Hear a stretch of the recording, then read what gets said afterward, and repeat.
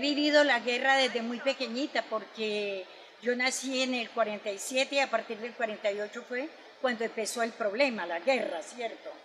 Y pues cuando yo tengo conocimiento a los 6, 7 años de edad, pues que empieza uno a darse cuenta de las consecuencias de lo que se sufre en realidad con la violencia. Y de muy pequeñitas nosotros vivíamos con nuestros padres en el campo y resulta de que allí se quedaban y nos quedábamos y cuando acordábamos a la hora que fuera los otros vecinos tocando un cacho y eso avisando de que era la chusma la que venía.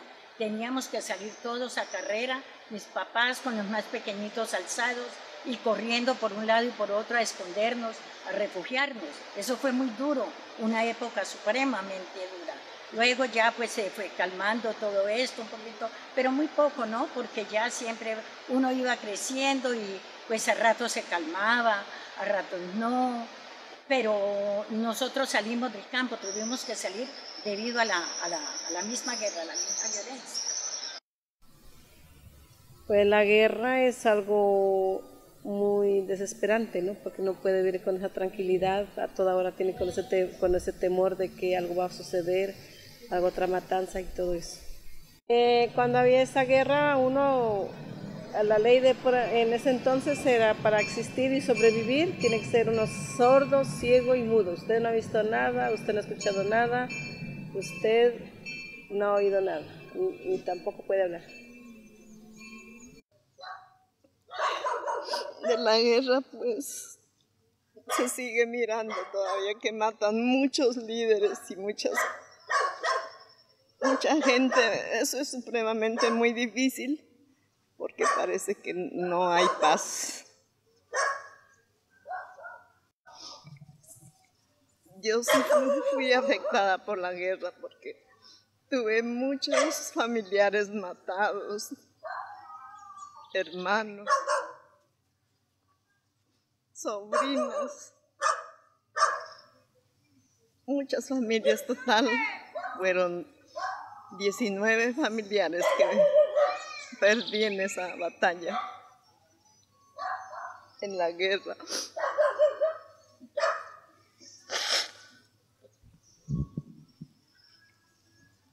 En este momento, las autoridades, más que todos los líderes que llevamos los procesos territoriales, estamos llevando un momento muy preocupante, por lo que estamos amenazados por los grupos armados, por los grupos autoorganizados, que ellos los campesinados forman unos grupos. Pues ellos no tienen ley, que en donde uno lo encuentran lo pueden matar, y esa es la gran preocupación en que en este momento, y hasta los mismos grupos armados del Estado nos ha venido pues constantemente pues notificándonos para desalojar de nosotros, y eso pues, y el mismo, bueno, todas las instituciones municipales pues no ha sido ya, mejor dicho, favorecido por nosotros, antes que nos vienen ya metiendo en conflictos con los grupos al margen de la ley.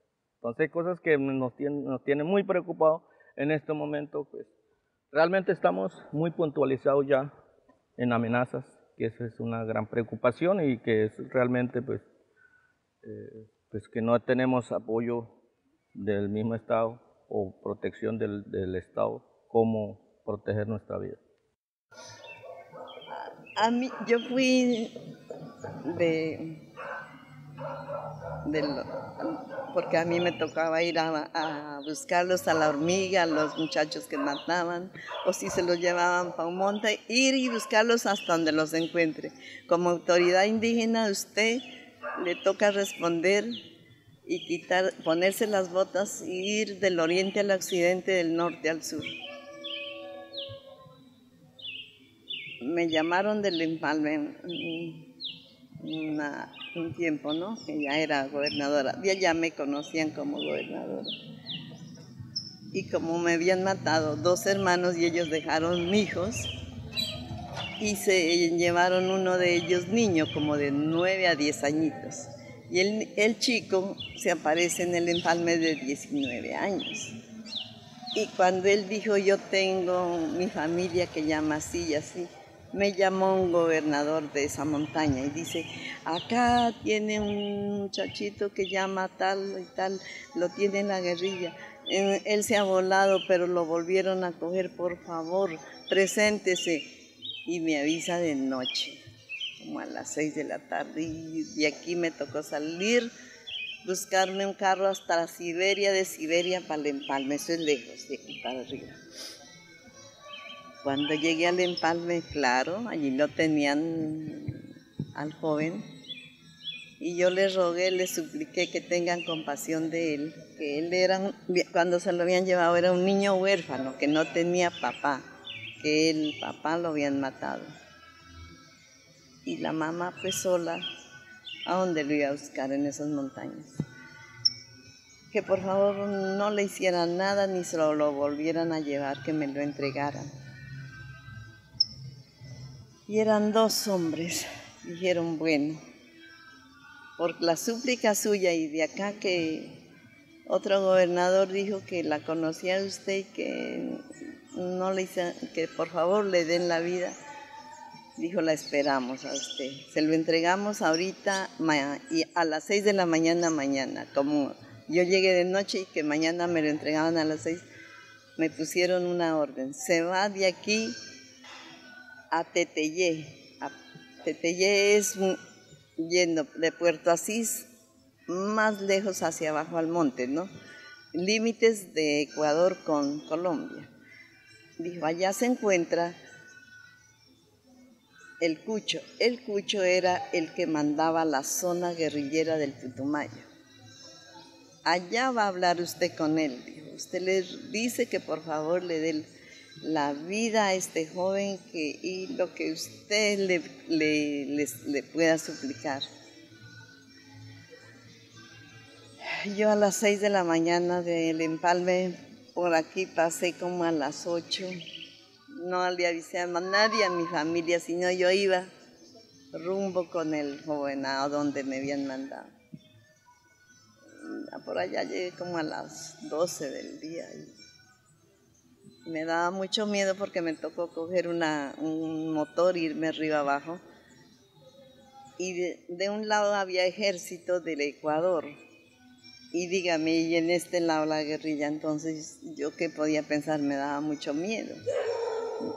Y ellos de verme tan asustada me decían, no tenga miedo, porque nosotros con el ejército y la guerrilla tenemos pacto, decían ellos, para que no me diera mucho miedo, seguirlos para donde yo iba, a pedirle la vida del joven. Sin embargo, gracias a Dios llegamos a un árbol muy grandote, como una casa grande, tenía unas raíces grandes y allí estaba él, hacia atrás.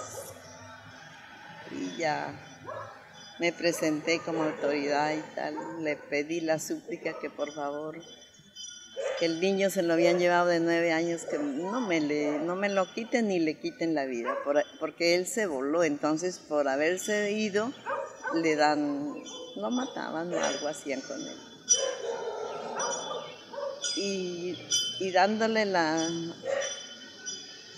pidiéndole que por favor no le quiten la vida y le den una oportunidad, ya puso las leyes él.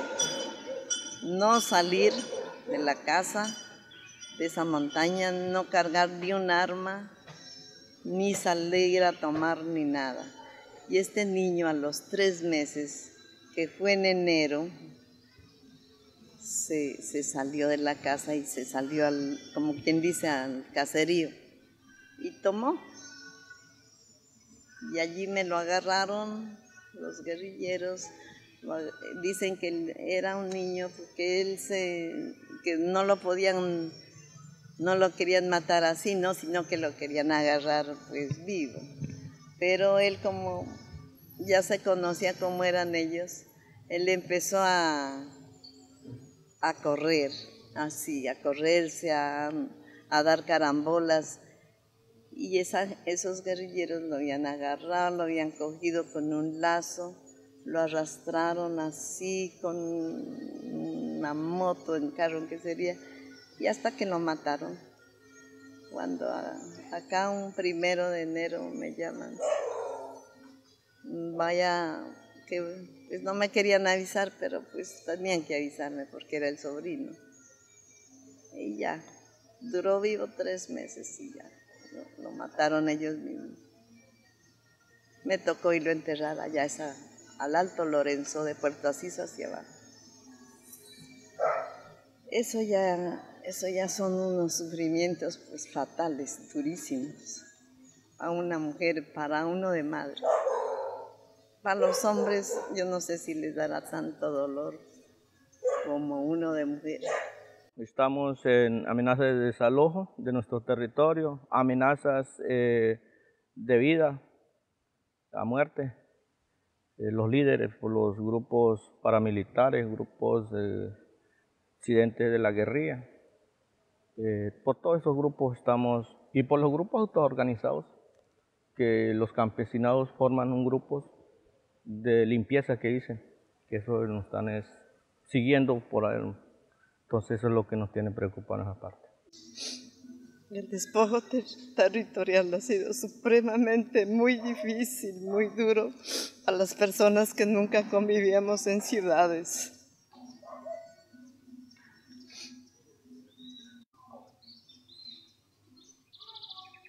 Los despojos territoriales principian lo más durísimo desde 2003, 2004 y 2005. Es solamente darle gracias a Dios por la vida,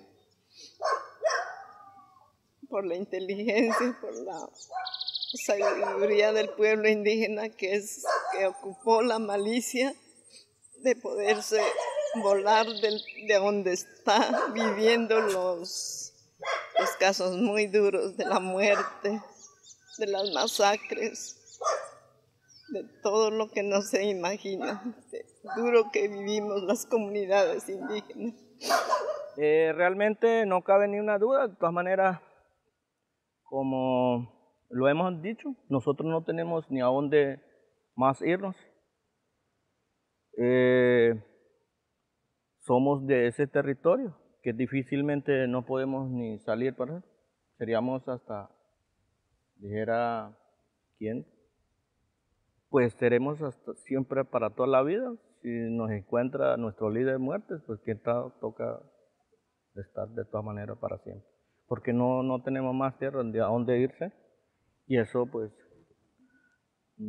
por eso pedimos que de todas maneras, que nos ayude, pues de todas maneras las entidades competentes en esta parte, en los derechos fundamentales de la vida de los pueblos. De los despojos territoriales, les digo yo, eso es muy duro. Porque imagínense, uno en el campo está enseñado a trabajar, tener sus animales, y de un momento a otro llegan y lo despojan, que tiene que salir a carrera, que tiene que dejar todo tirado. Imagínense, mamita, el sufrimiento de uno en la ciudad. Es muy diferente la vida del campo, donde uno puede trabajar, tener sus animalitos, que puede disfrutar de ellos. El día que no tuvo un peso para comprar carne, puede disponer de un animalito, cierto, para darle a los hijos, pero no tenemos nada de eso el día de hoy. Primero que todo, cuando nos salimos de nuestro pueblo, porque no había oportunidad de trabajo, entonces nosotros salimos a otro lado en busca de calidad de vida. Pero imagina que llegamos por acá y fue pues unos días bien, pero después fue peor porque entró la guerra de la guerrilla, paramilitarismo, hasta la misma policía, el mismo ejército. La paz para mi comunidad es, en primer punto, aprender a perdonar. Lo primero, lo más duro que hemos sufrido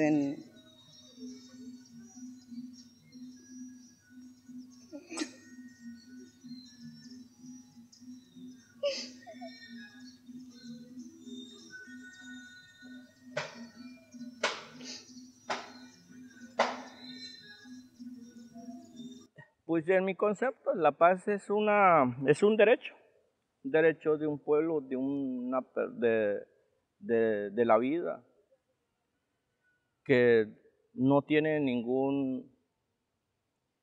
ningún clase de acuerdos políticos, nada, sino ese es un derecho que todos tenemos derecho a vivir, a estar en la paz, porque la guerra nos, nos conlleva a un punto que no merecemos vivir a la vida. La paz para el pueblo pijao. En este momento yo creo que no tenemos paz. Porque el pueblo pijao, y no solamente el pueblo pijao, todos los indígenas de Colombia estamos viviendo una guerra de verdad. Porque dése cuenta que son muchos los líderes que están matando, los gobernadores. Cada rato, todos los días, hay muertos de los nuestros. Y entonces eso es una violencia supremamente grande. Otra cosa, uno obligadamente se viene para el pueblo, ¿cierto? Le toca salir al pueblo, a la ciudad.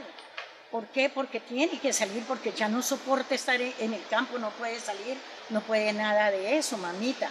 Entonces, el sufrimiento, ahorita en este momento nosotros estamos organizados acá, pero no tenemos dónde trabajar prácticamente, dónde sembrar nuestras cosechitas. Uno ha enseñado a tener su cosecha, su maíz, su yuquita, su popocho, como lo decimos nosotros, ¿cierto? Los cachaquitos, el popocho, eso nos hace mucha falta. Y hace mucha falta la tierra para trabajar. Y como no lo tenemos a causa de la violencia, eso es lo que estamos padeciendo el día de hoy, nosotros los indígenas y los pijaos.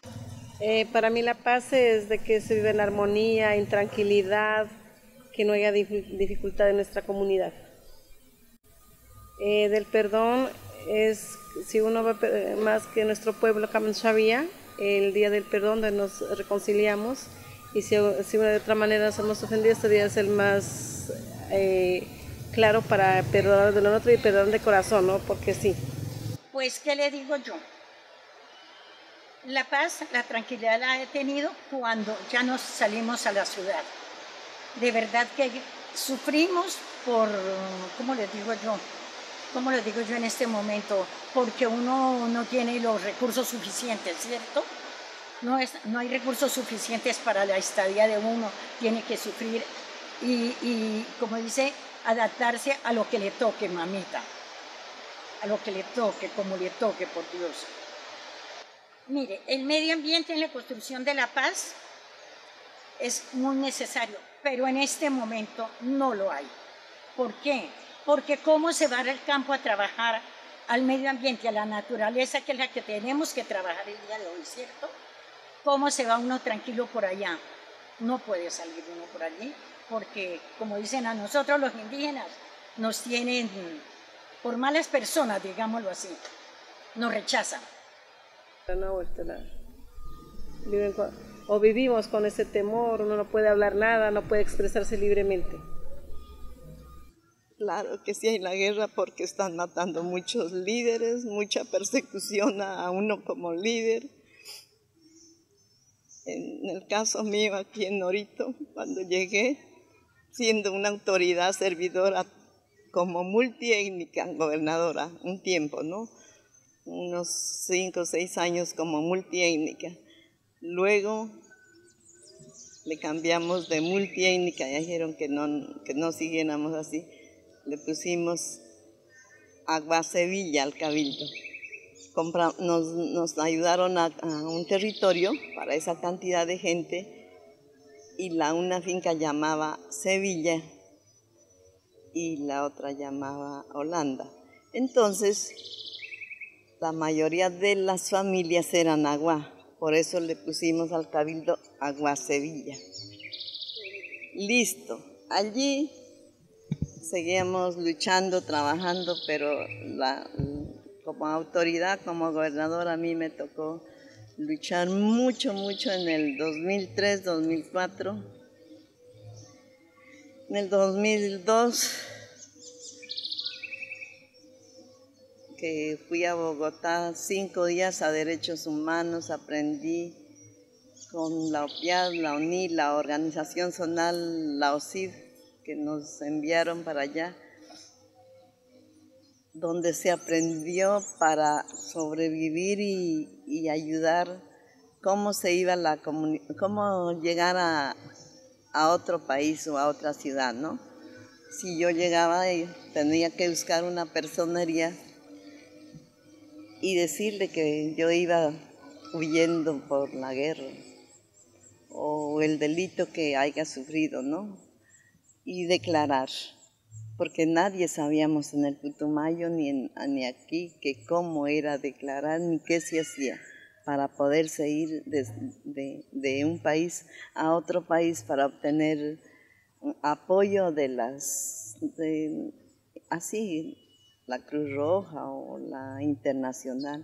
Bueno, de todas maneras, pues creemos que la tierra es donde nosotros pues producimos nuestro alimento propio sin necesidad de depender de otras personas que nos vengan a traer la comida o el elemento para uno sostenerse, la vida del pueblo, sino que nosotros mismos pues producimos, pero que muchas veces nos están desproviendo en esos lugares donde estamos o donde ancestralmente hemos venido produciendo nuestros propios alimentos. Pues eso es una gran preocupación, pero que sí, nosotros trabajamos nuestros propios, producimos nuestros propios alimentos. Nosotros, como hemos venido del Valle de Sibundoy, pues allá son diferentes la parte alimentaria y pues acá nos ha tocado adaptarla, ¿no? Pero hay muchas familias de pronto no la tienen porque uno de pronto no tenemos territorio para sembrar nuestras propias cosas, ¿no? Por ejemplo, como las huertas caseras o alimentos que nosotros queremos, sino que nos toca comprar y todo eso, entonces la calidad de vida es cara, entonces siempre es dura la proceso alimentaria. Pues uno ha tenido que adaptarse a la alimentación de la ciudad, pero toca como le toque, mamita, rebuscarse la comidita y comer lo que se atraviese, porque uno no puede tener todos los recursos para comer lo que verdaderamente uno necesita. Si tuviéramos un pedazo de tierra, ¿cierto? Uno trabajaría, tenía sus verduritas especialmente, pero nada. Mi objetivo como autoridad en este momento, lo que he estado ya comentando a los compañeros líderes, es trabajar como para dejar un camino, como una puerta abierta, para que nuestro futuro siga fortaleciendo esos caminos que de todas maneras lo hemos venido luchando como autoridades, pero en beneficio colectivo, no en la parte individual, sino que para que nuestro futuro sea beneficiado, sea garantizado, sea utilizado y que puedan vivir a futuro de una vida digna. Esa es una de las tareas como autoridades, hacerle entender qué es la paz, qué es la vida, para que nuestras generaciones, nuestro futuro, vayan creciendo con ese conocimiento, para que vayan entendiendo. Porque si nosotros como líderes, como los educadores que somos, mejor dicho, somos los responsables, si no lo hacemos conocer, pues nuestros hijos van a llegar, no sabemos a dónde. Cuando ya me volví a retornar, porque la palabra que dice aquí en Cutirichí quiere decir que somos retornantes a nuestro territorio. Los que nos fuimos tuvimos que abandonar viviendas, fincas, perdimos animales, la familia, y todavía están dispersos, no estamos todos aquí en Norita, Putumayo. Se encuentran en otros países como España, Suecia, Quito, Cali, Pasto. Los que no somos muy miedolentos volvimos a llegar aquí. Los que les da el terror y tienen mucho miedo, vienen a pasearse y vuelven y se van, entonces como bastante duro. Porque empezaron la guerra entre guerrilla, paramilitares y todo eso, entonces hasta donde trabajamos todo el mundo se desplazó y quedamos como con 15 niños nomás, de haber 100 y pico de niños. Pues le cuento que yo desde eso no he vuelto por allá. Yo por mis hijas, porque mis niñas no querían volver. Imagínense que una niña de 4 años y de 2 años decía, mamita, no vamos porque allá hay mucho plomo. Ellas miraban helicópteros y se tendían, porque allá era así, uno escuchaba helicópteros y todo el mundo bajo piso, debajo de los pupitres. Y las niñas también, entonces cuando ya llegamos acá al pueblo, fuimos a matricularse al colegio a las niñas y cuando empezó a sobrevolar un helicóptero y las 2 niñas tiradas en el piso, entonces la rectora decía, sí, ellas, entonces nosotros le empezamos a contar la historia, ¿no? Y es algo bien doloroso. Y si todos cumplieran la amnistía, las firmas que dicen, yo entrego esta arma y no vuelvo, pero hay un pero, que están firmando la paz y recibiendo el apoyo que les dan, pero luego vuelven a delinquir y ellos ya conocen por dónde van a andar en las montañas o a los pueblos a hacer los mismos daños, las mismas masacres, entonces no tienen conciencia, toca tener mucha conciencia y querer vivir. Por ejemplo, una de mis hijas, todo ese bombardeo, esa guerra que hubo, ella tiene un oído derecho perdido totalmente, 22 años. Y la de 19 años tiene traumas, ella escucha una bala y eso está o cualquier tiro, los cohetes en Navidad, es terrible para ellos. Siempre, desde nuestros ancestros, siempre hemos venido llevando esos persecuciones y esas amenazas, esos choques con nosotros. Y hasta la presente estamos siguiendo con esos.